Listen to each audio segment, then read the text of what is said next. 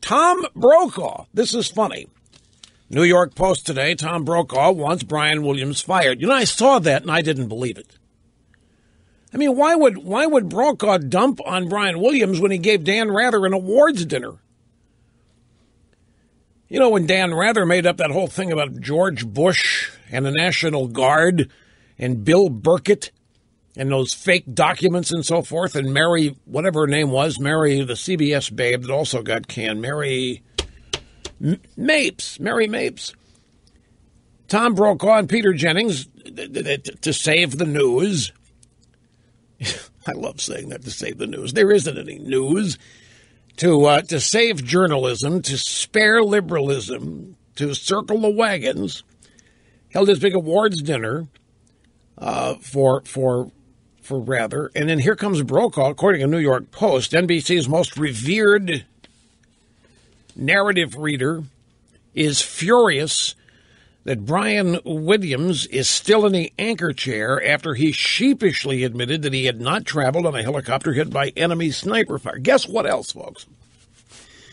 We've come to find out that Brian Williams' helicopter wasn't even in the formation that took the original fire. He was an hour behind. You know what else? We've also now, because of some local New Orleans paper looking into things, Brian Williams, during Hurricane Katrina, was in a French Quarter. He's looking at his hotel room, and he said he saw a dead body go floating by. The only problem was there wasn't any flood in the French Quarter. A body floating by would have been on Bourbon, but it wouldn't have been on floodwaters. The local New Orleans publications think it couldn't have happened. And a couple of other aspects of the Hurricane Katrina, like what did Williams say he saw? The dead body. Oh, said he got dysentery. Said he ended up, because he's doing such a courageous and heroic job covering the news, that he ended up swallowing some of the flood water, and he ended up getting dysentery. So they've checked around, they've asked, they can't find anybody who had dysentery. Not anybody. Can't find a single person who had dysentery after. This is starting to get pathological. It's starting to get pathological, and the pathology here, it seems to indicate that we have a man who needs to be thought of. He needs to think of himself as a hero, as a very, very brave, heroic guy, and he wants somebody else to.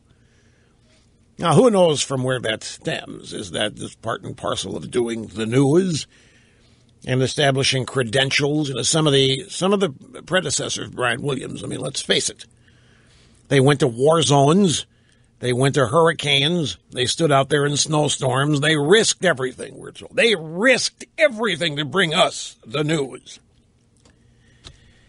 And Brian hadn't done any of that, so he looks like he's making it up.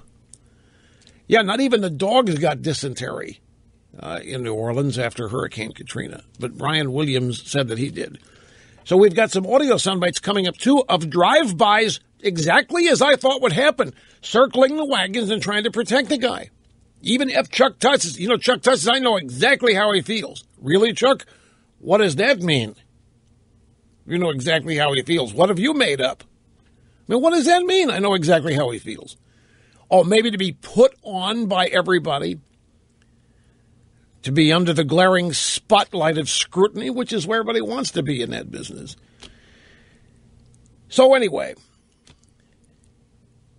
NBC's most revered journalist, that would be Tom Brokaw. That'd be more revered than John Cameron Swayze, more revered than Chet Huntley or David Brinkley, more revered than John Chancellor, more revered than Lawrence Spivak, more revered than Mil Monroe.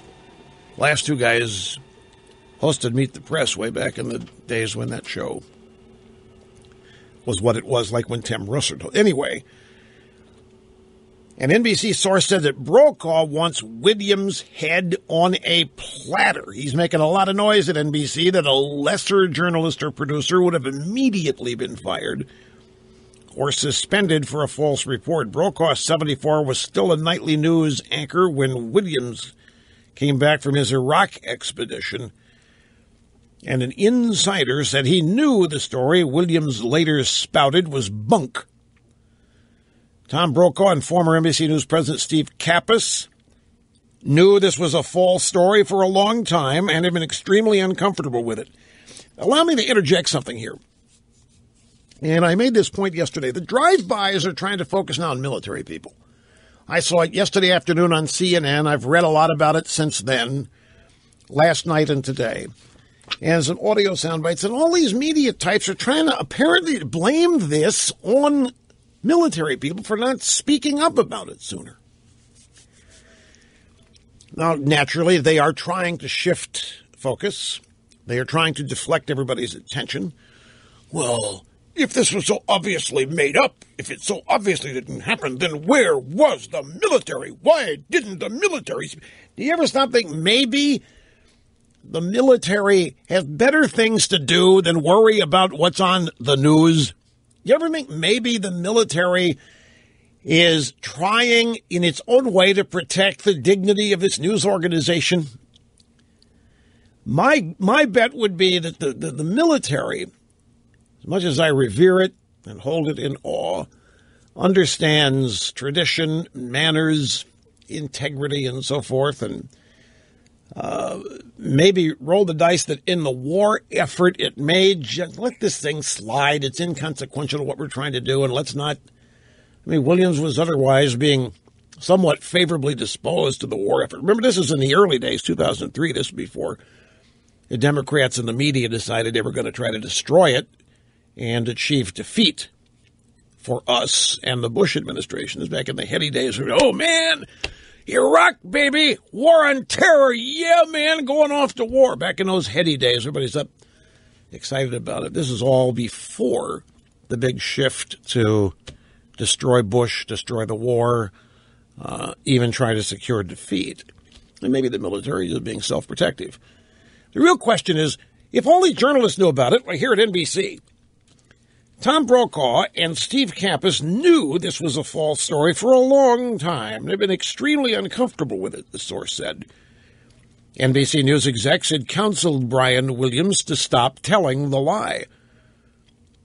Another source at NBC said he's not going to be suspended. He's not even going to be reprimanded. He has the full support of NBC News. He's too big to fail. He's the face of the network. It's to show you how things have changed in terms of honor, dignity, shame, honesty. It's a new day, and a lot of those old traditional definitions are out the window. My question is, if you're going to clamp down on the media and you're on the military and try to somehow blame them for not coming forward, well, how about all these journalists that knew about it? How about all these Tom Brokaw and these other bits that knew about it from the get-go, knew it wasn't true? Why didn't they speak up? Now, it turns out that Brokaw now is denying that he wants Brian Williams fired, and this, I must say, makes far more sense to me. The Huffing and Puffington Post, former NBC nightly news anchor Tom Brokaw pushed back today against reports that he wants his embattled successor, Brian Williams, to be fired for falsely claiming to have been aboard a helicopter came under rocket-propelled grenade fire in Iraq.